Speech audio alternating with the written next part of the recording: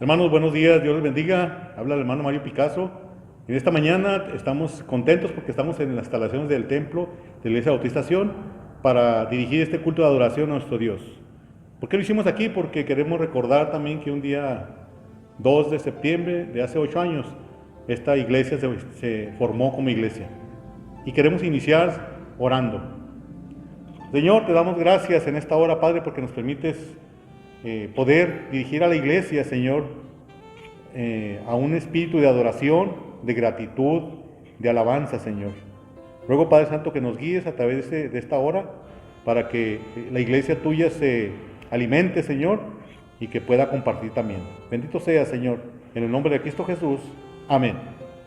Hermanos, en esta mañana queremos felicitar a nuestros cumpleañeros. El hermano Adolfo Salazar cumpleaños ayer. ¿Cuántos cumplió? No sé, pero como 70 creo. No se crean menos. Y también queremos felicitar a Miguel y a Sonia, que cumplieron su primer aniversario de boda civil. Y a la iglesia, hermanos, que cumplió 8 años también. Es una bendición poder recibir de parte de Dios estas bendiciones. Ahora, hermanos, quiero que abran su Biblia, por favor, todos allí en su lugar, en su casa. Abran su Biblia en el libro de Esdras, capítulo 2, versículos del 1.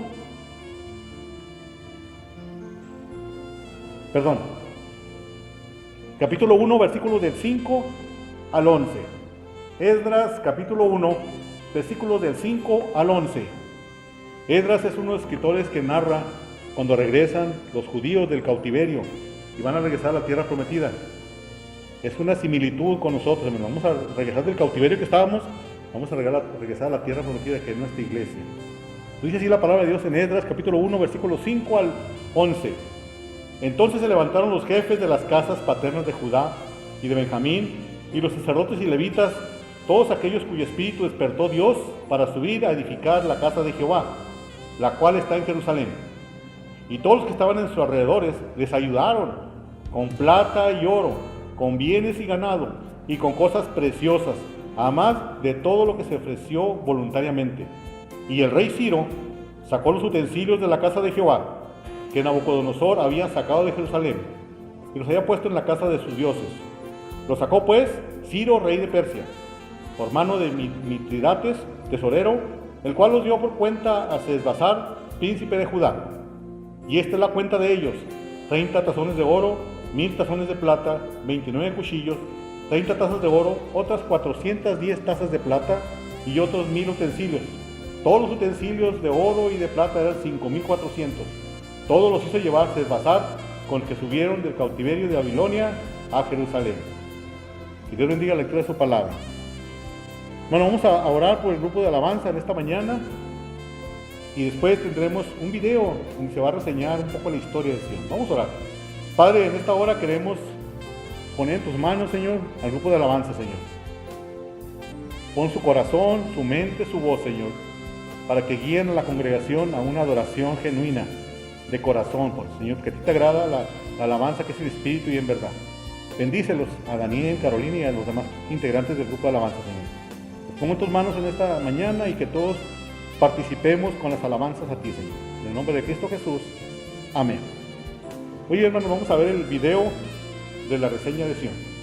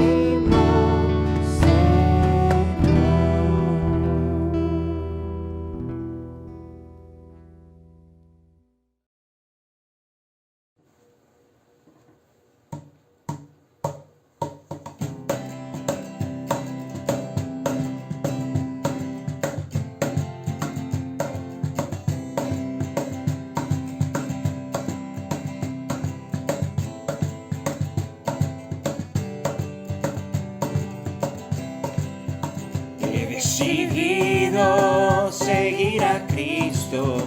He decidido seguir a Cristo. He decidido seguir a Cristo.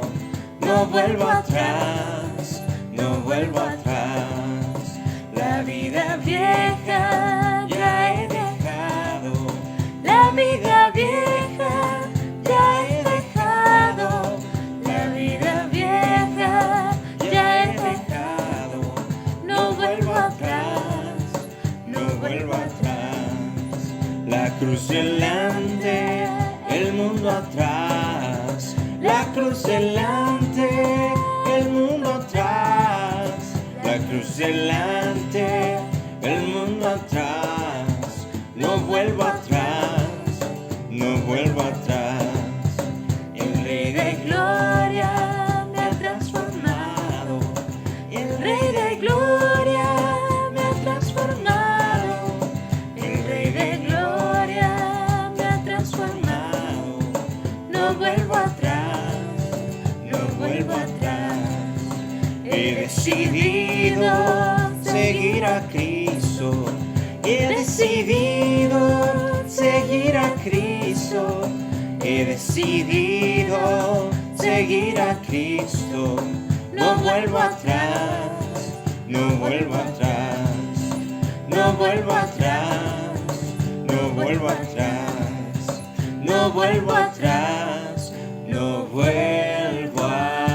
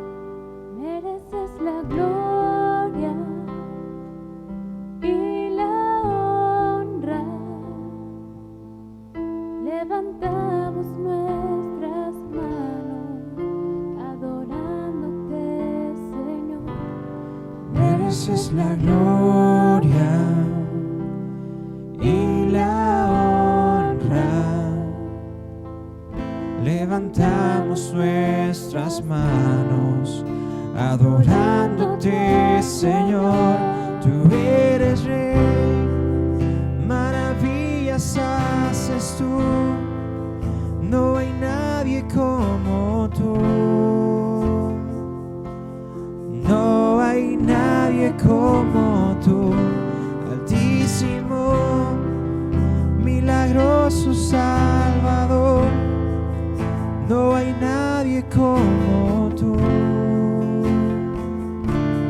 No hay nadie como tú.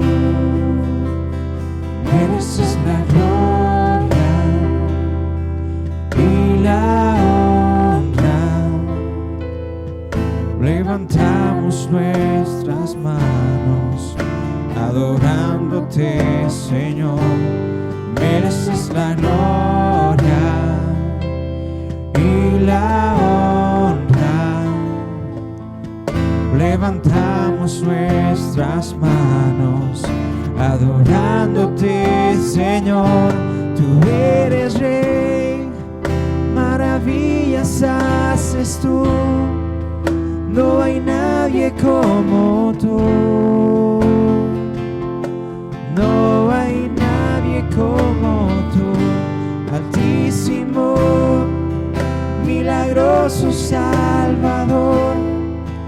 No hay nadie como tú. No hay nadie como tú. Tú eres Rey, maravillas haces tú. No hay nadie como tú. No hay nadie como tú, Altísimo, milagroso Salvador. No hay nadie como tú. No hay nadie como tú.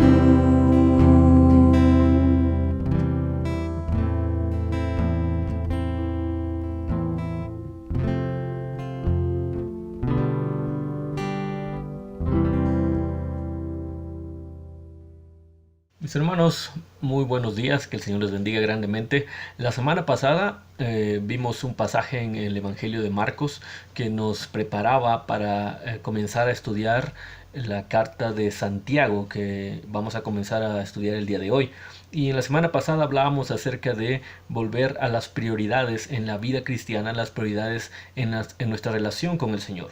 Y hablábamos acerca de cómo en muchas ocasiones como creyentes individuales o como congregaciones tendemos a suplantar, por así decirlo, los principios de la gracia del Señor, del Evangelio de Cristo, con nuestras costumbres, con nuestras tradiciones, con nuestras propias percepciones o experiencias que hemos adquirido a lo largo de nuestra vida cristiana o como iglesias locales. Y muchas de estas costumbres o tradiciones no son necesariamente malas. El problema es que si no tenemos cuidado, en muchos momentos llegamos a verlas como si fueran parte de lo que Dios ha dicho, y no necesariamente siempre es así. Y ese es un problema, cuando comenzamos a darle más valor a eso que nosotros pensamos, a eso que nosotros hemos instituido al interior de la congregación o de la iglesia, de la vida cristiana, pero que no necesariamente es lo que Dios dice. Esto es algo grave. Y la enseñanza de la Biblia constantemente nos lleva a reconsiderar todas estas convicciones y poder llegar nuevamente a esas prioridades de una relación libre, una relación de gracia con el Señor, una relación en la cual ciertamente sí hay un esfuerzo en el cual el Señor nos manda que tengamos, pero que ese esfuerzo parte de entender lo que el Señor Jesucristo ha hecho y no para poder ganarnos su favor, que es en donde muchas veces se enfocan ya estas tradiciones o costumbres en nuestra vida cristiana. Bueno, en el día de hoy estaremos observando lo que, o comenzaremos a ver lo que Santiago nos dice en su carta, y adelantábamos un poco que Santiago, esta carta, se enfoca mucho tiene su centro en la sabiduría que seguramente el Señor le había dado a Santiago como líder en la iglesia en Jerusalén, y él plasma esta sabiduría en la vida práctica de la iglesia.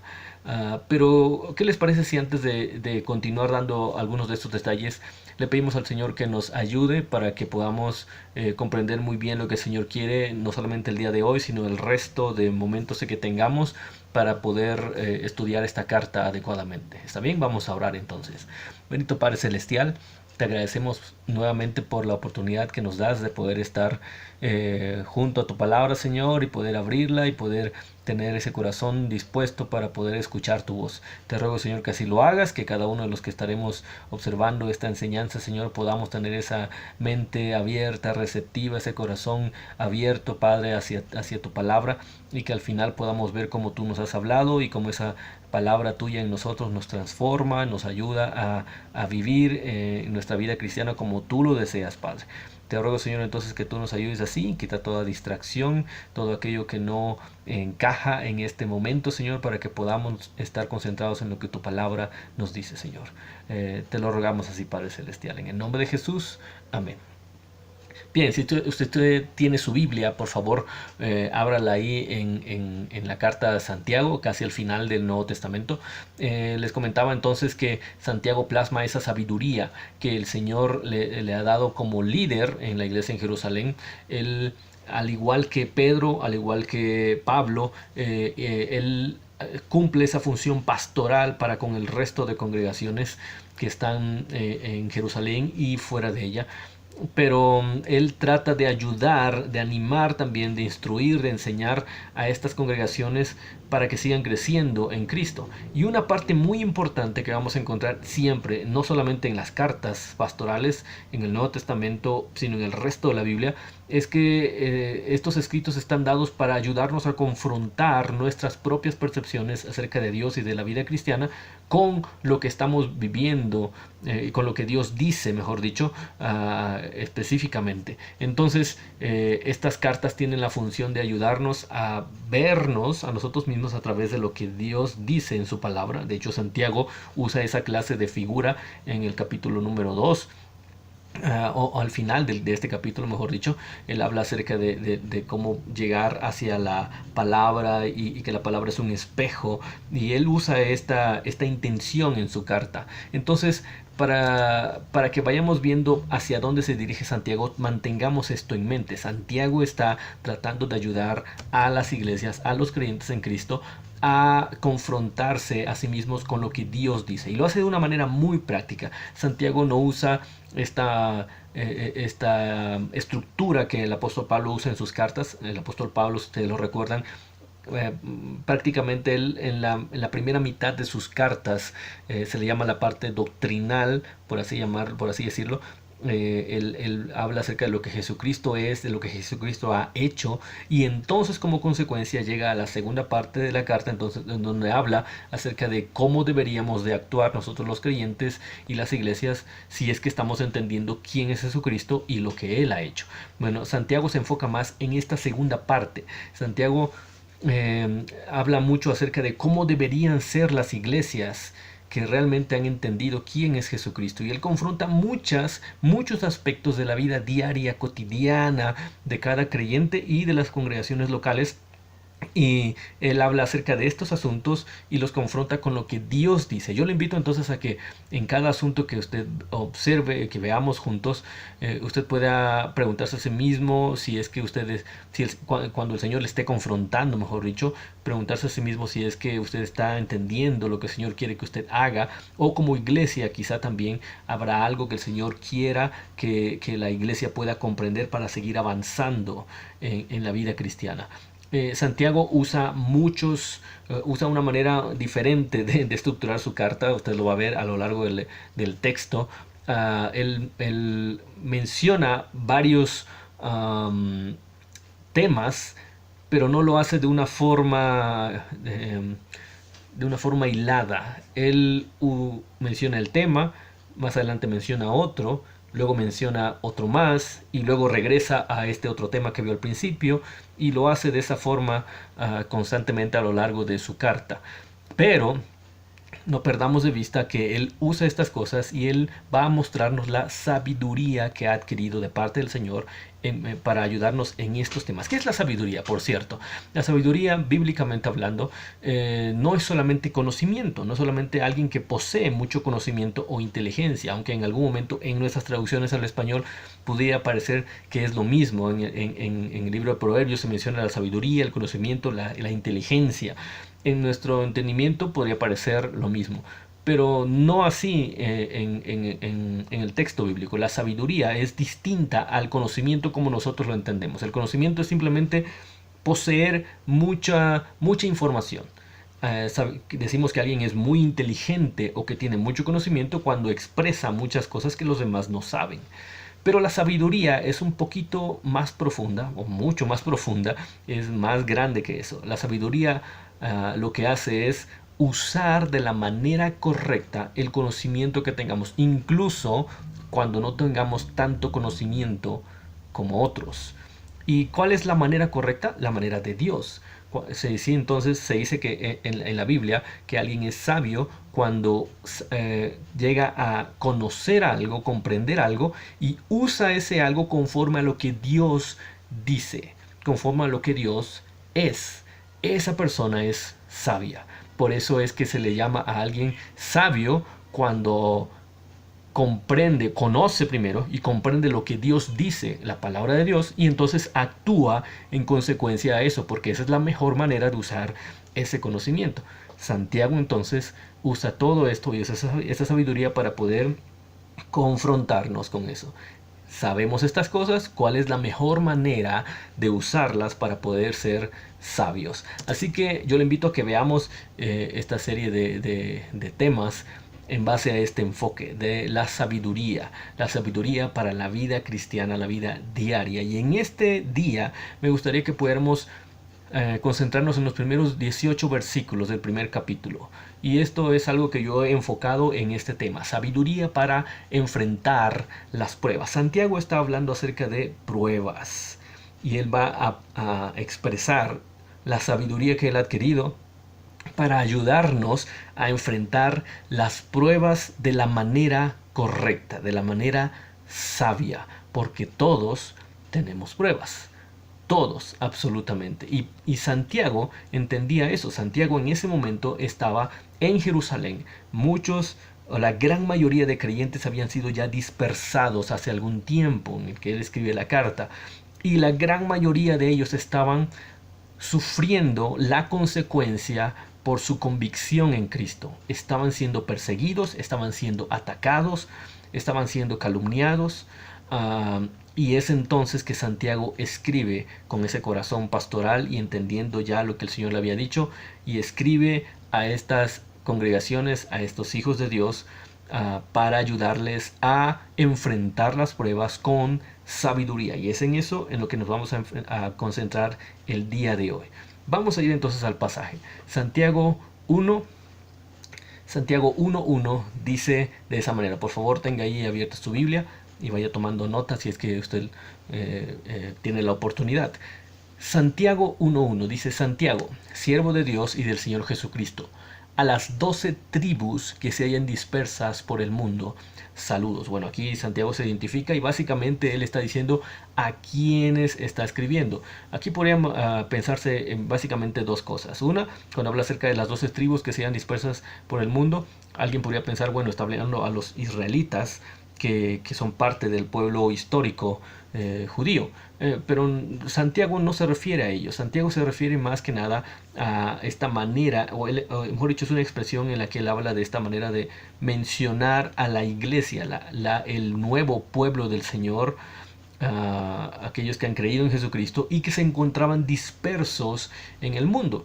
Y podríamos pensar también que cuando habla acerca de 12 tribus, está hablando sí de los creyentes, de la iglesia, pero específicamente de los judíos. Y parece que eso es posible, porque en el resto de la carta él hace uso de muchos términos y de muchas situaciones que eran cotidianas, eran comunes para los judíos. Alguien que no era judío quizá era difícil que entendiera alguna de estas cosas. Entonces él está hablándole a los creyentes en Cristo que eran judíos y que ahora ya habían salido de este sistema judaizante y ahora habían ido hacia la gracia del Señor.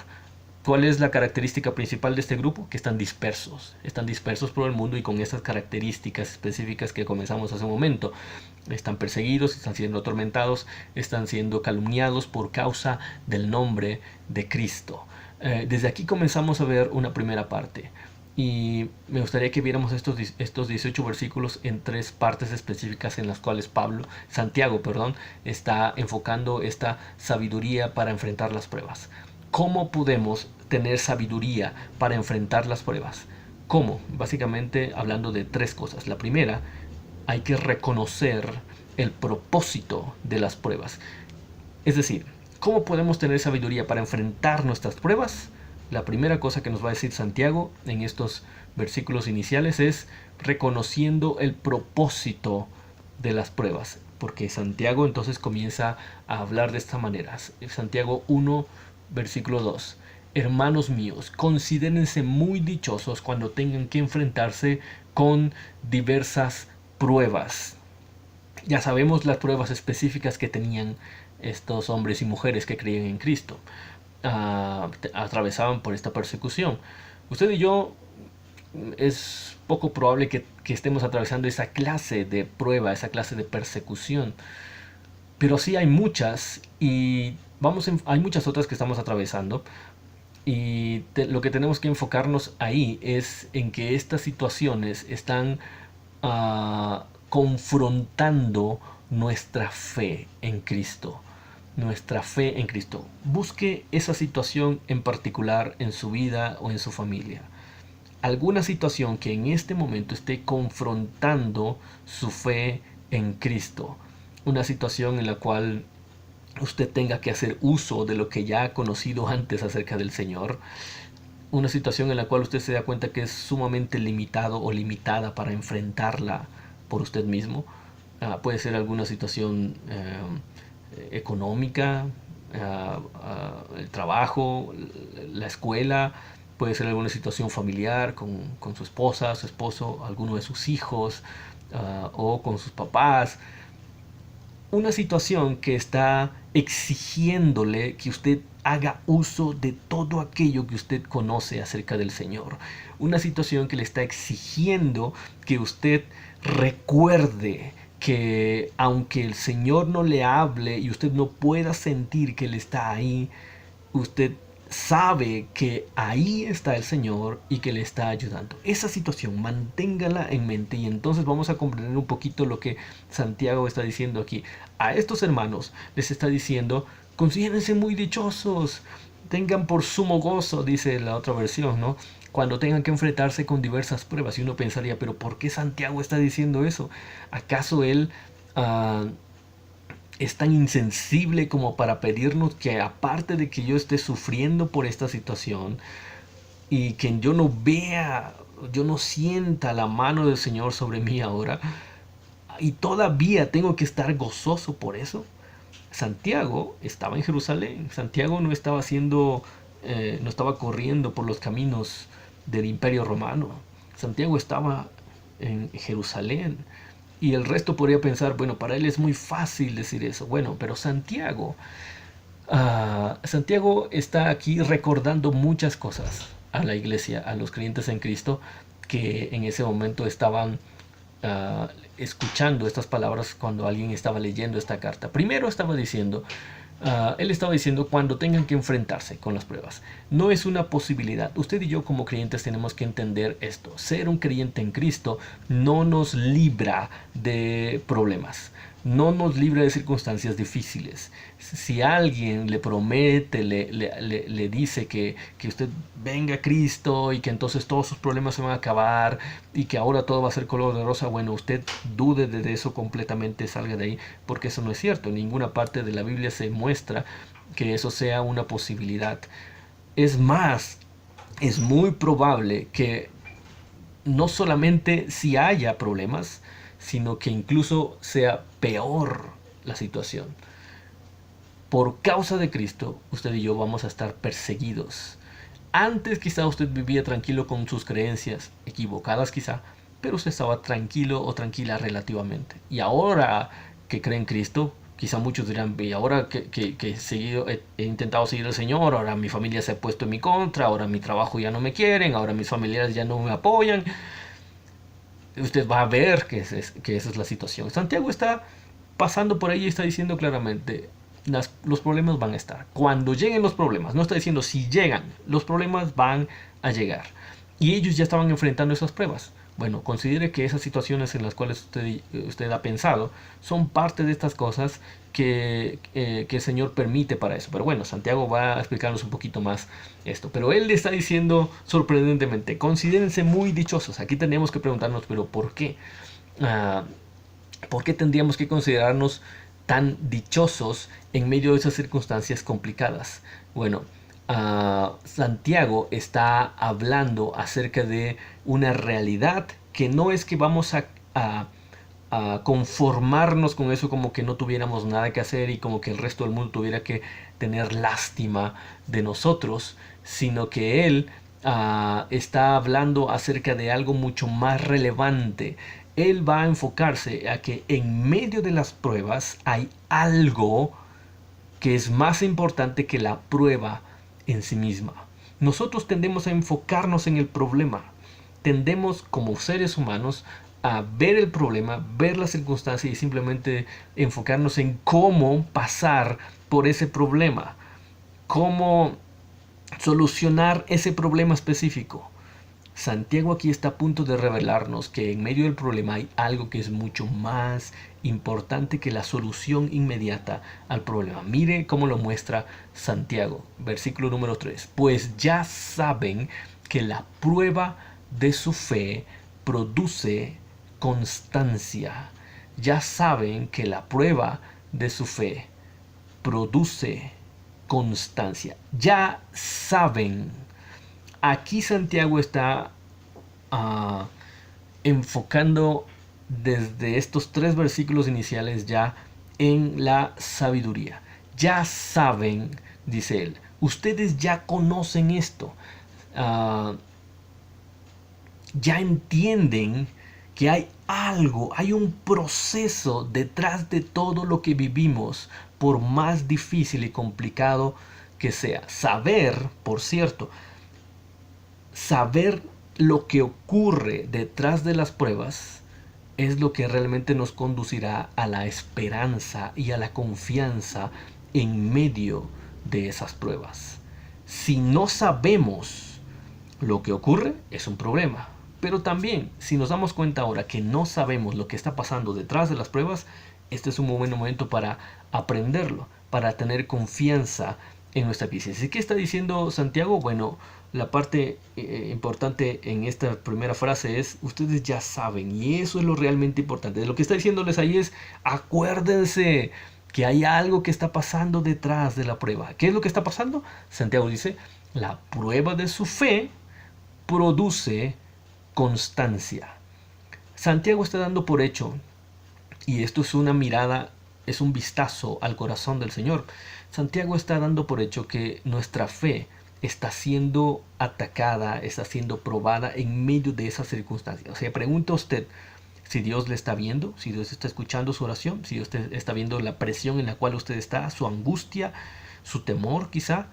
Bueno, este pasaje nos dice, sí, Dios lo está viendo. Dios está viendo eso y ustedes deben recordarlo. Él sabe que su fe está siendo probada. Él sabe que su fe está siendo probada. El problema somos nosotros, que no siempre sabemos que Él sabe eso. No siempre lo recordamos. Santiago está aquí para decirles, acuérdate, Dios sabe que tu fe está siendo probada. Pero también acuérdate que esa prueba de tu fe va a producir constancia. Al atravesar la crisis, va a producir en nosotros constancia, perseverancia. Ahora, para que apreciemos un poquito cuál es la ganancia de esto, avancemos un poquito más en versículo número 4. Y Santiago dice, y la constancia, es decir, la constancia que se produzca cuando su fe sea probada, debe llevar a feliz término la obra. ¿Cuál obra? Bueno, la obra del Señor Jesucristo en nosotros. ¿Cuál es esa? Bueno, Santiago lo detalla un poquito ahí al final del versículo, para que sean perfectos e íntegros sin que les falte nada. Es decir, el propósito de Dios es el que está detrás de las pruebas. Regresemos un poco. Sabiduría para vivir las pruebas para enfrentar las pruebas. Y Santiago nos dice, una manera de poder tener esa sabiduría para enfrentar cualquier prueba es reconocer cuál es el propósito de la prueba. Y aquí Santiago nos está diciendo que lo que Dios quiere lograr en nosotros es que nosotros seamos perfectos, que seamos íntegros, que no nos falte nada. Ahora, ¿qué significa esto?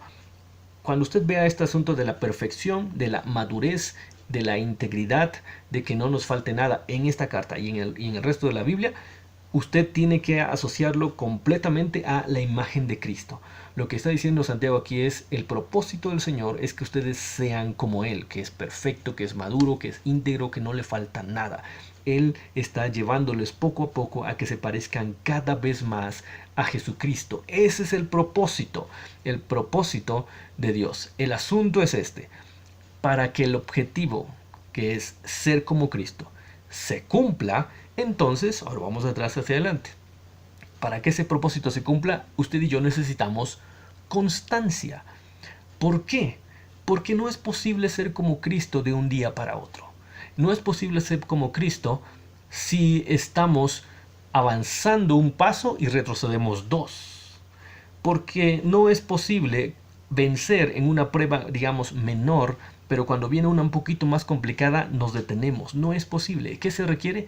Constancia. Es decir, que pase lo que pase, uno avanza y avanza y avanza. Si es pequeña la prueba, si es grande, si es más difícil, si es más profunda, no importa. Avanza, avanza y avanza. Para ser como Cristo, usted necesita constancia.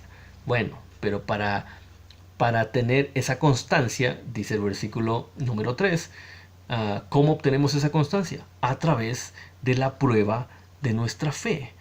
Necesitamos constancia para ser como Cristo, entonces nuestra fe tiene que ser probada y entonces ahí se comenzará a producir la constancia que necesitamos para ser como Cristo. Y comprender esto debe de darnos confianza. Es decir, hay una razón, hay un objetivo en cada crisis que estamos atravesando. Y ese objetivo es que podamos crecer hasta ser más y más como Cristo. ¿No le parece eso impresionante? Quizá nunca lo vemos de esa manera. Quizá solamente vemos que somos como una especie de hoja en el viento, que somos llevados por un problema acá y por el otro allá, que no hay ninguna clase de control, pero sí hay un control, y ese control es Dios llevándonos y guiándonos justo a lo que necesitamos para poder crecer y que su propósito en nosotros se cumpla.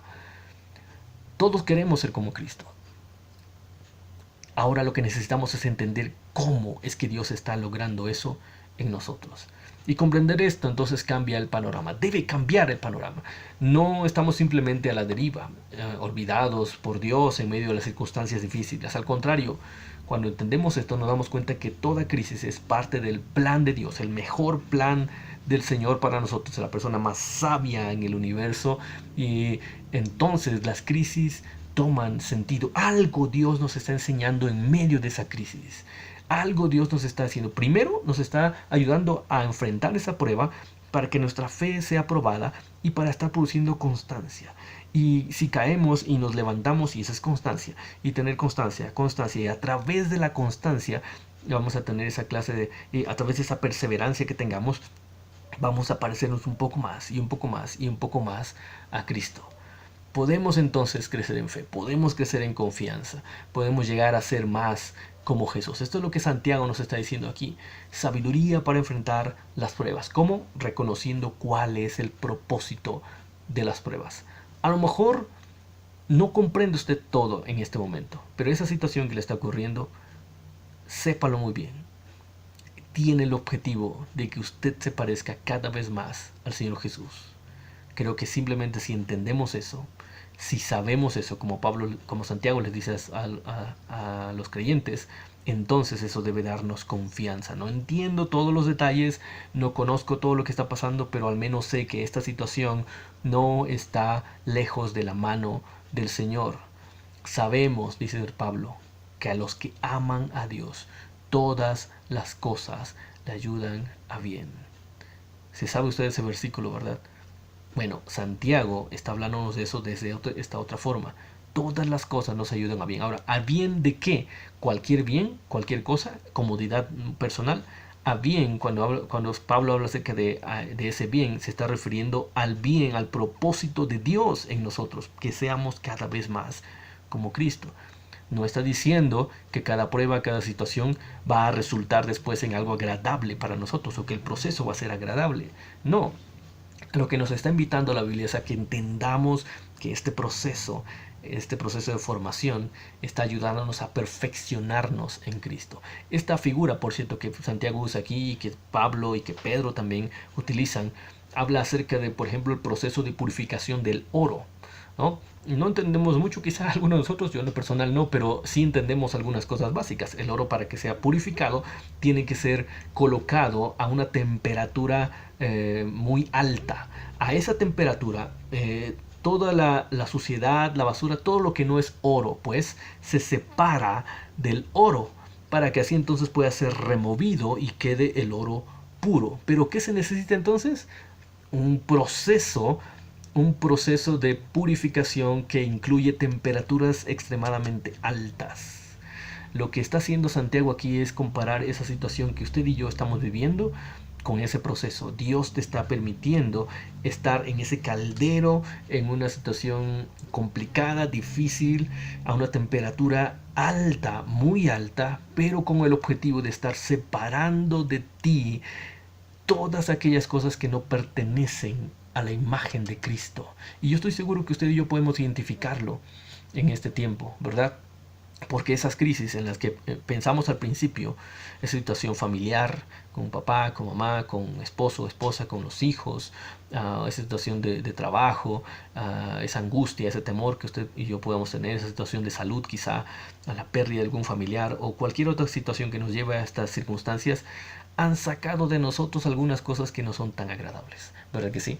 En algún momento ha pasado. Bueno, aparte de que tenemos que lamentarnos porque hayamos reaccionado o tomado actitudes incorrectas o tomado decisiones que no corresponden al Señor quizá en ese tiempo, debemos agradecer de que eso haya ocurrido, porque entonces, si las recordamos, esas actitudes, esas consecuencias, esas convicciones equivocadas, vamos entonces a entender que es lo que Dios quería, que eso saliera a la luz y nos diéramos cuenta que eso no corresponde a Cristo, eso no corresponde al oro, eso es algo que tiene que ser alejado. La prueba de nuestra fe produce constancia y la constancia nos lleva a ser maduros e íntegros en el Señor.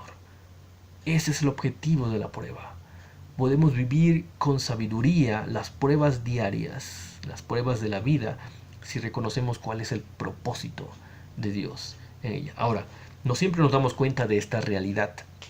Es decir, no siempre sabemos, como Santiago lo da por hecho en sus lectores. No siempre sabemos esta verdad y por ello es que renegamos en medio de nuestras circunstancias, ¿verdad? Creo que en alguna forma y de alguna medida todos lo hemos hecho. Y esto simplemente es una muestra de que no estamos viviendo en la sabiduría que Dios quiere de nosotros. Por ello, Santiago nos llama a vivir en esa sabiduría divina para enfrentar estas pruebas. Pero para ello debemos reconocer primeramente nuestra debilidad en esta área. Es decir, tenemos que reconocer que nos hace falta, que efectivamente nos hace falta esa sabiduría. Santiago lo sabe. Así que el segundo consejo que Santiago nos da es, para enfrentar las pruebas diarias, es reconocer nuestra limitación para enfrentar las pruebas. Reconocer nuestra limitación para enfrentar las pruebas. El primer consejo que Santiago nos daba era: reconoce cuál es el propósito de las pruebas. Pero también, dice Santiago, reconoce cuál es tu limitación para enfrentar las pruebas. ¿Cuál es nuestra limitación? Santiago lo dice claramente en versículo número 5. Si a alguno de ustedes le falta sabiduría, pídasela a Dios y Él se la dará. Pues Dios da a todos generosamente, sin menospreciar a nadie. Es lo que significa la frase sin reproche. Si a alguno de ustedes le hace falta sabiduría. Bueno, en nuestra versión podría pensarse que Santiago está dando por entendido que hay algunos que sí son sabios siempre y efectivamente, y otros que no. Y él está hablando solamente a los que no son. Bueno, en la construcción, en el idioma en el que escribe Santiago, básicamente lo que está diciendo es, lo está diciendo de una manera en que está dando por hecho que efectivamente no tenemos sabiduría. ¿Y sabiduría para qué es importante? Para enfrentar las pruebas. Y Él da la solución. Si tú te das cuenta que no tienes esa sabiduría, pídesela a Dios. Reconoce que tú no controlas las cosas. Reconoce que tú no eres el más sabio. Pide ayuda al Señor. Dile que te indique qué debes hacer. Para eso se requiere humildad. Ese reconocimiento de la limitación en medio de las pruebas, eso implica reconocer, implica, mejor dicho, hacer a un lado nuestro orgullo. Porque en muchas ocasiones dependemos ya solo de nuestro conocimiento, pero recuerde, el simple conocimiento no da sabiduría. El conocimiento a lo que tiene que llevarnos es a ejecutar nuestras acciones de acuerdo a como Dios lo dice, como Dios lo haría. Y muchas veces nos quedamos solo con nuestro conocimiento. Y como tenemos tanto conocimiento, como hemos leído, como hemos estado en la iglesia durante tanto tiempo, o porque tenemos cierta experiencia en alguna área, entonces no pedimos ayuda a Dios en alguna situación. Bueno, Santiago lo que está diciendo aquí es, ¿sabes qué? Recuérdalo, tú tienes falta de sabiduría. Tienes que reconocerlo, no importa cuántas veces hayas atravesado por alguna situación o cuán preparado creas estar para alguna situación, pide sabiduría a Dios. Reconoce que tú no puedes. Reconoce que tú no eres suficiente. ¿Y sabes qué va a pasar? Dice Santiago, Dios va a responder a ese espíritu humilde que reconoce que no puede y te va a otorgar sabiduría, la sabiduría que necesitas en abundancia. Así que tenemos que entenderlo, no depende de quién es uno. No depende de nuestros logros. Él no se fija en nuestros logros, en nuestros estudios, en nuestro liderazgo. Él escucha a un espíritu humilde. Usted sabe eso, ¿verdad? En la Biblia se menciona. Él escucha al corazón contrito y humillado y no lo desprecia el Señor. Él no menosprecia a nadie que se humilla de Él de esa manera. Y mire cómo Santiago nos habla un poquito otra vez, nos da un vistazo al corazón del Señor, porque Él dice que no solamente Él nos da esa sabiduría que necesitamos cuando reconocemos que efectivamente no somos tan sabios como pensábamos, sino que Él lo hace generosamente y sin reprochar y sin menospreciar a nadie. Bueno, la palabra que usa Santiago ahí en el idioma en el que Él escribe nos habla acerca de una manera... el reproche, pues, el menosprecio al que se refiere Santiago, nos habla acerca de una manera de inmadura de referirse a alguien, una manera, por ejemplo, de burlarse de alguien o de fastidiar a otra persona. Bueno, cuando habla Santiago eso en referencia al Señor, dice que Él no hace eso. Lo que Santiago nos está diciendo es, tienes que darte cuenta que al Señor no le importa quién eres tú o quién eras tú.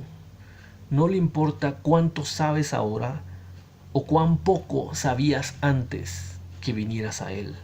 A Él no le importa lo que hayas hecho hoy o lo que hayas hecho ayer, aún conociéndole a Él.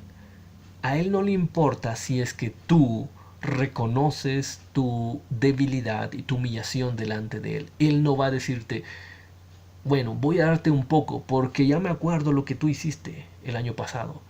O, ¿cómo te atreves a pedirme eso? Tú, siendo quien eres, ¿cómo te atreves a pedirme eso a mí?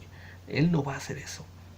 Santiago nos echa un vistazo al corazón del Señor y Él dice, lo único que Él busca es un corazón contrito y humillado. Así que aquí hay una enseñanza muy grande.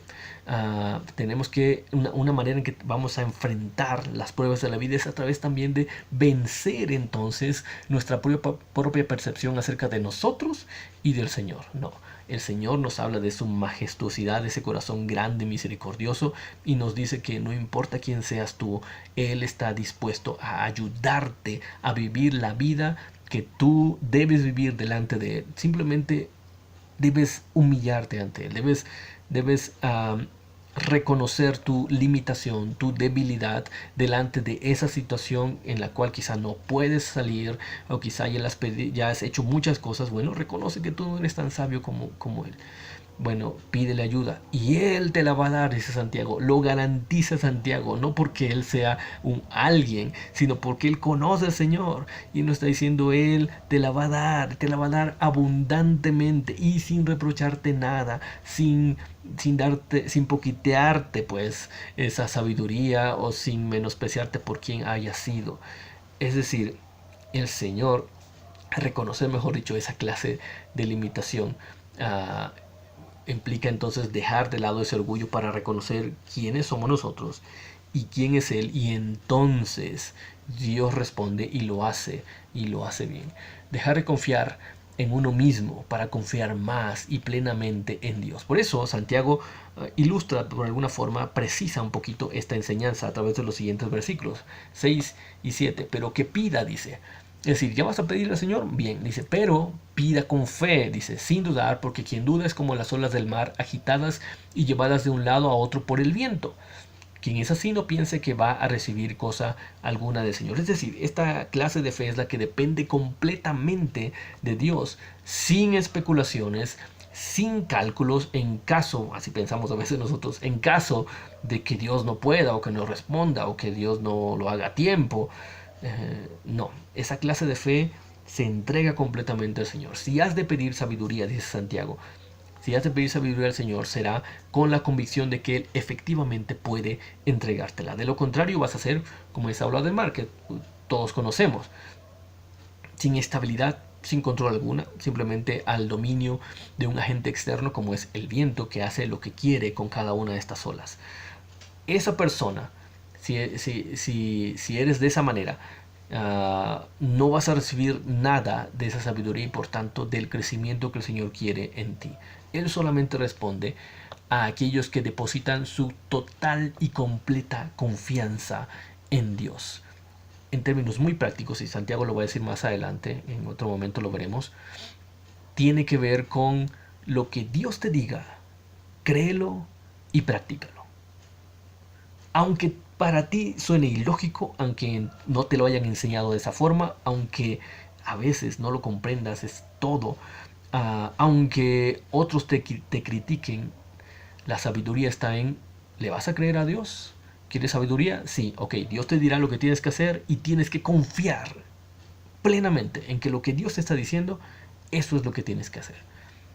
Quien quiera pedir sabiduría de Dios, dice, tiene que pedir con esa fe. Ok, Dios, entonces voy a hacer lo que tú me estás diciendo, pase lo que pase, aunque yo mismo no lo crea del todo. Versículo número 8, dice, Santiago nos habla de que esa persona es indecisa. En la versión 60 se menciona que es una persona de doble ánimo, es indecisa, es inconstante en todo lo que hace. Es decir, simplemente tiene duda, no tiene firmeza, intenta confiar en Dios, sí, pero también intenta confiar en sus propias fuerzas, en sus propios esfuerzos, experiencia o en el mundo que está alrededor. Todo lo que hace, sus compromisos, sus actitudes están marcadas por esa clase de actitud en la que intenta quizá mostrar por un lado una imagen cristiana de querer conocer al Señor, pero que constantemente con sus acciones, sus decisiones, sus convicciones se contradice incluso delante de los demás. Todo por esa falta de sabiduría. Entonces Santiago, a partir de aquí, coloca un ejemplo de cómo debería verse alguien que realmente tiene esa clase de sabiduría.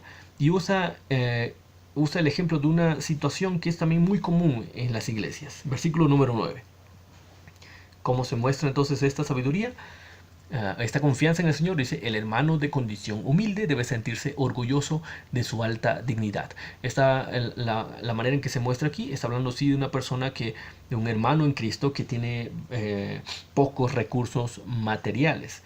Y lo que está diciendo Santiago aquí es, en la manera de expresar esa sabiduría es, no te preocupes por esa situación, siéntete bien por la sabiduría, por la dignidad como creyente en Cristo, por ser parte de la familia de Dios, por tu nueva identidad como hijo de Dios. Es decir, esa persona, aunque tiene pocos bienes materiales, ha aprendido a ver las pruebas o esa situación en particular como una manera de crecer en Cristo, y entonces no importa la situación material, entiende y entonces puede sentirse orgulloso de su alta dignidad en Cristo. Nada le quitará ese gozo.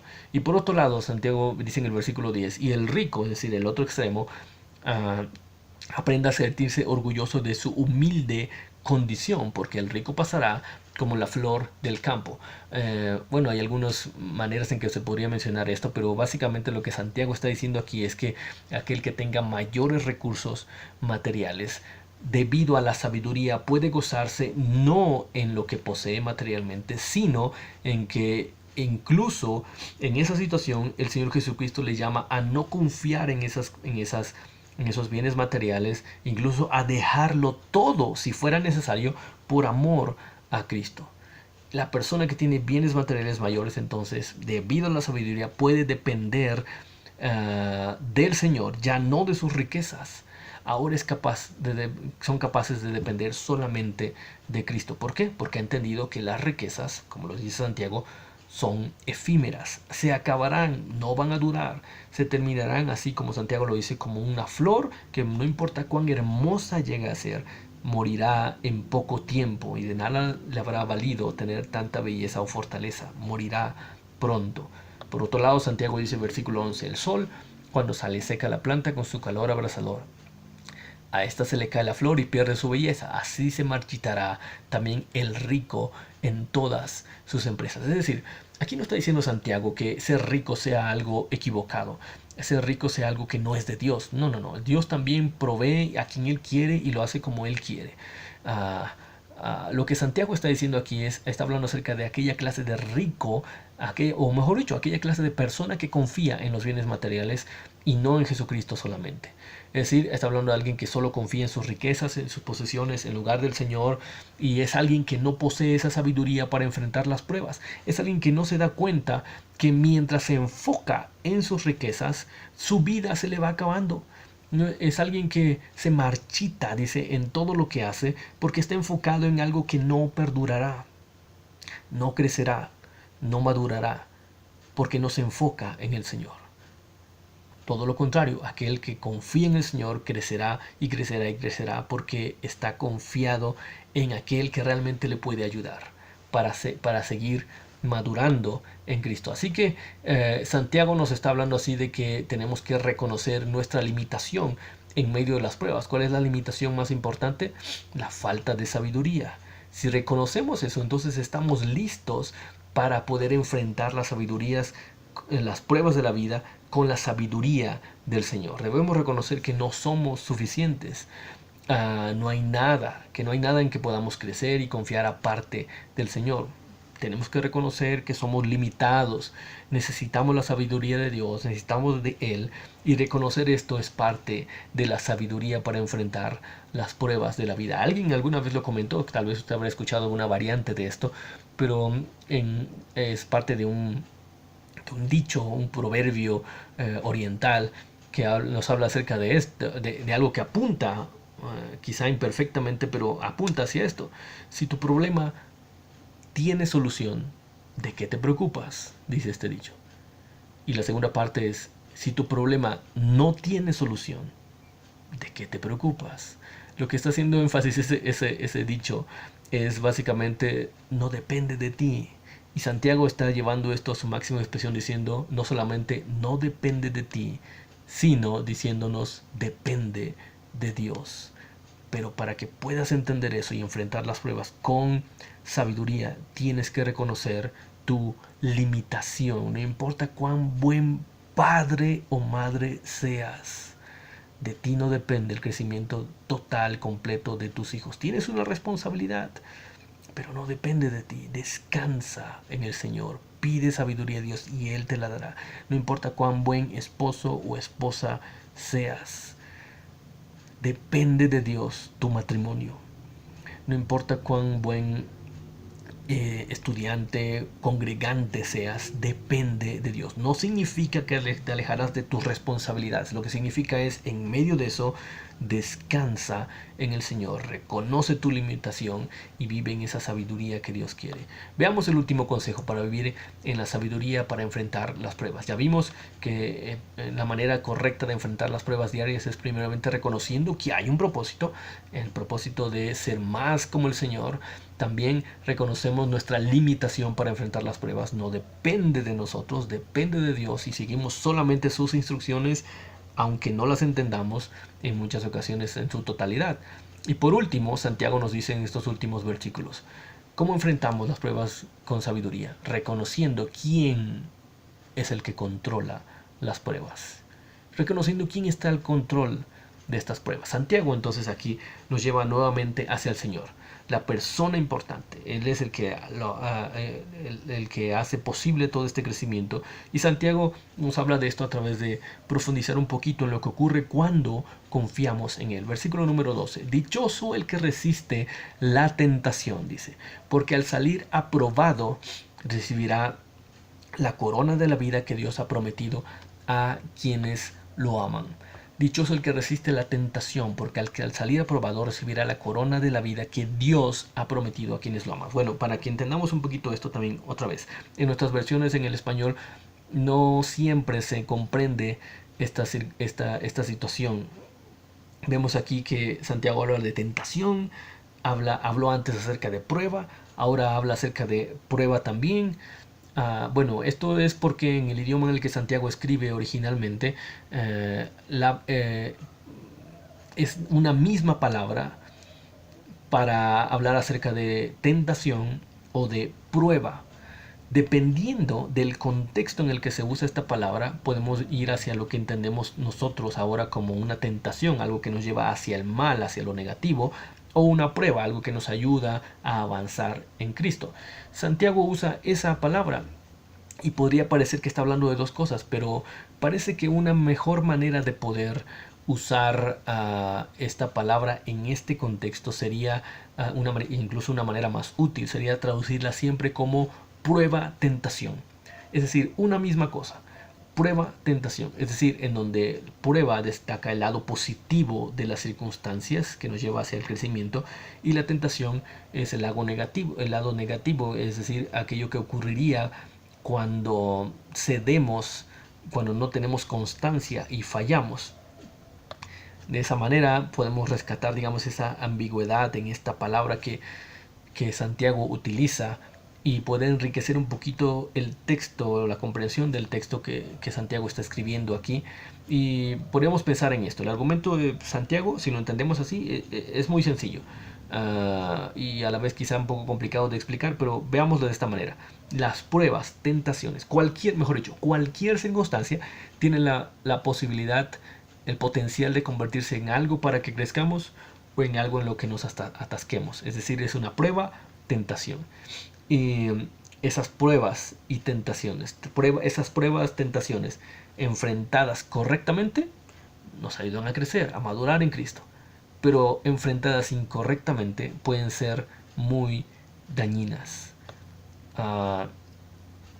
Y esa es la manera en que Santiago nos está llevando entonces a entender este pasaje. ¿Qué nos está diciendo Santiago aquí? Santiago nos está diciendo que tenemos que considerarnos también bienaventurados, dichosos cuando nos enfrentemos a esto. ¿Por qué? Porque ya estamos entendiendo para qué son las pruebas, para qué son las crisis, para qué son incluso las tentaciones. Ya estamos entendiendo. Bienaventurado eres, dice, muy gozoso, especialmente si lo apruebas, si pasas de la manera correcta, con la sabiduría de Dios, haces lo correcto en esa situación. Entonces estás abonando para que llegado el momento recibas la corona de vida que Dios ha prometido a aquellos quienes lo aman. Por cierto, este pasaje entonces nos está indicando que aprobar las pruebas, vivir con sabiduría, enfrentar las pruebas de la vida con la sabiduría de Dios, es aprobar de la manera correcta las pruebas, y eso es un indicativo de alguien que ama a Dios. El apóstol Juan en sus cartas él expresa un poquito más acerca de esto, pero básicamente él nos dice que una evidencia de alguien que ama a Dios es alguien que obedece a Dios, vive de acuerdo a lo que Dios dice y no practicando el pecado. Santiago también nos dice nos explica un poquito más esta situación en los siguientes versículos. Versículo número 13, que nadie, dice, al ser tentado diga, es Dios quien me tienta, porque Dios no puede ser tentado por el mal, ni tampoco Él tienta a nadie. Ya entendemos que las tentaciones y pruebas son inevitables, como mencionamos al principio, pero no podemos decir que cuando fallamos y hacemos algo incorrecto ante el Señor fue porque Él nos indujo ante eso. Ciertamente aquí Santiago está enfocándonos en que Dios es el que está detrás de las pruebas, tentaciones. Hablándolo en este sentido que Santiago dice, es Dios el que está detrás, es Dios con su propósito, es Dios quien está controlando todo, aunque no lo veamos, no sintamos su mano, no lo escuchemos.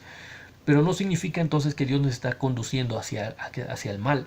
No podemos culpar a Dios por nuestros fracasos al enfrentar nuestras pruebas y tentaciones. Por eso Santiago se apresura a desenmascarar esta actitud. Versículos 14 y 15. Todo lo contrario dice, cuando uno es tentado, es decir, cuando uno es llevado hacia lo incorrecto, cuando fallamos en medio de la crisis, cada uno, dice, es tentado cuando sus propios malos deseos, su concupiscencia, dice la versión 60, cuando sus propios malos deseos lo arrastran y seducen. Y luego, cuando el deseo ha concebido, engendra el pecado. Y el pecado, una vez que ha sido consumado, da a luz la muerte.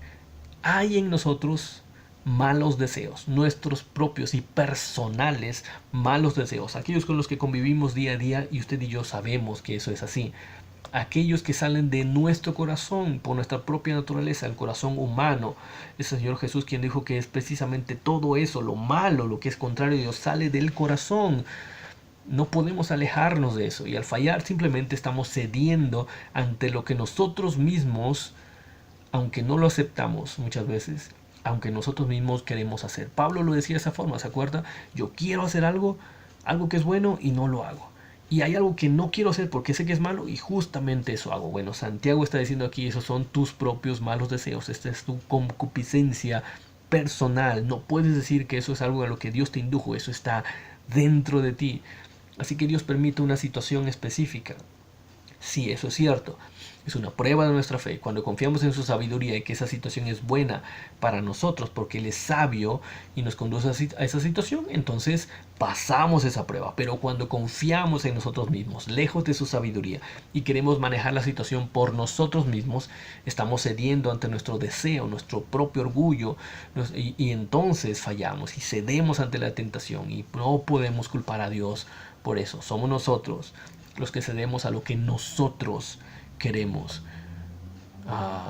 Eso es vivir engañándonos a nosotros mismos.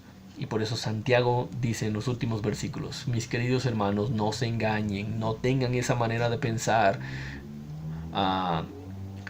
Crezco porque yo he podido ser fuerte y fallo porque Dios me puso en esa situación. Eso es engañarse a sí mismo, dice Santiago. Por eso en el versículo 16 dice, no se engañen. Toda buena dádiva, versículo 17, y todo don perfecto descienden de lo alto, donde está el Padre que creó las lumbreras celestes y que no cambia como los astros, ni se mueve como las sombras. Toda buena dádiva, todo don perfecto, estas circunstancias, todas las circunstancias de la vida tienen el potencial de ayudarnos a crecer en Cristo. Ya lo estamos entendiendo, todas absolutamente. Lo veamos quizá en nuestro entendimiento como prueba o como tentación, pero todas las circunstancias tienen el potencial de ayudarnos a crecer en Cristo. Y todo lo que ocurre a nuestro alrededor está diseñado por el Señor. Él controla todo, en su sabiduría lo ha permitido, porque sabe que necesitamos justamente eso para ayudarnos a crecer y depender más de Él.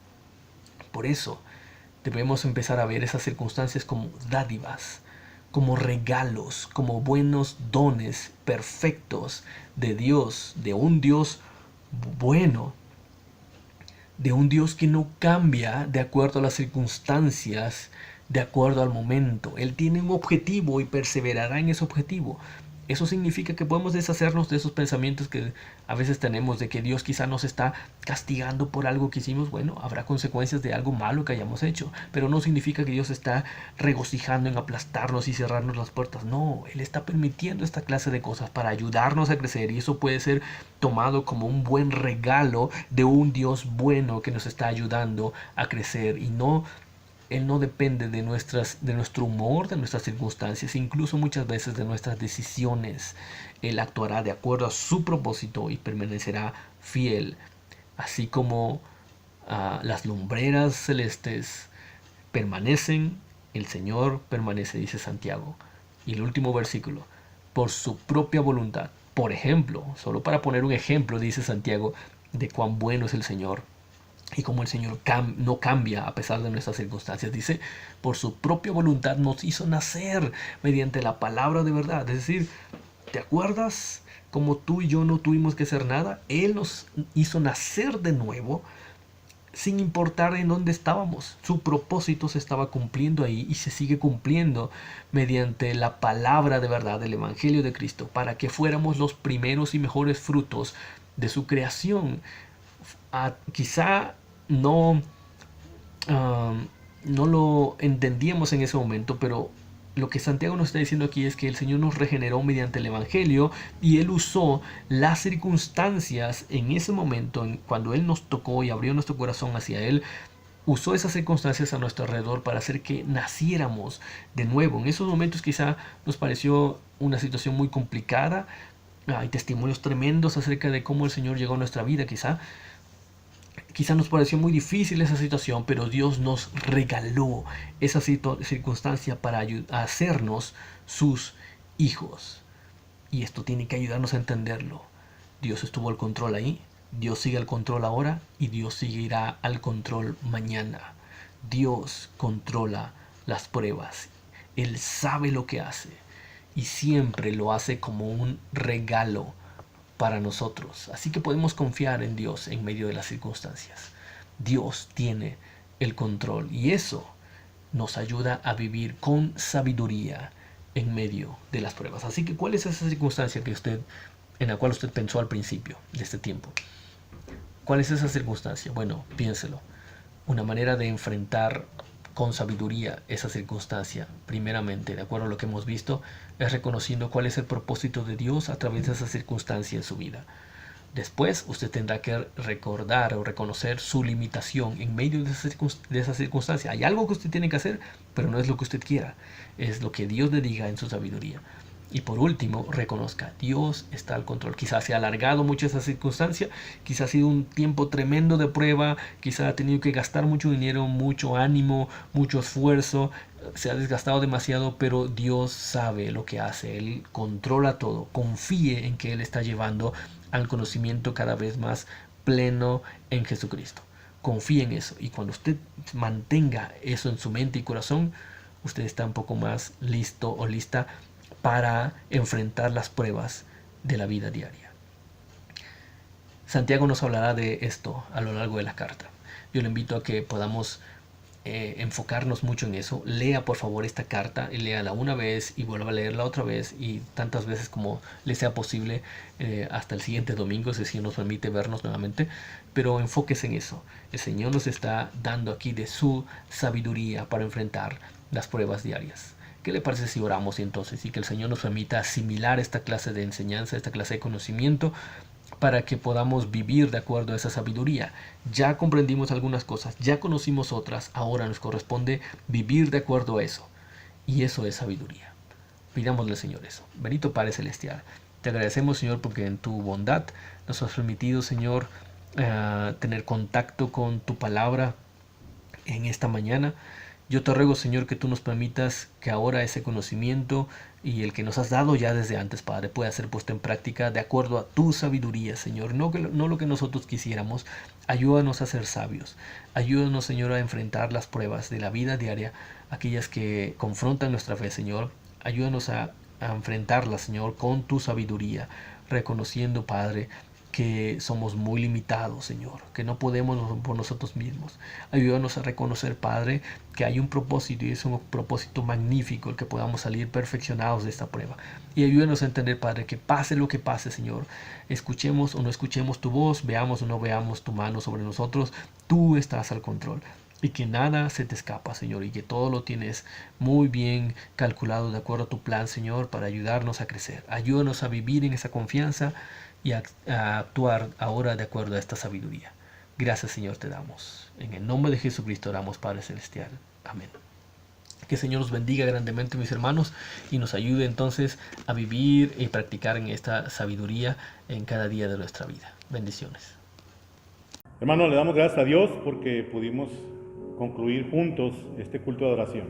Gracias por la predicación de nuestro hermano Edgar. Que Dios lo bendiga allá donde está con su familia y que Dios lo traiga con bien cuando haya que venir.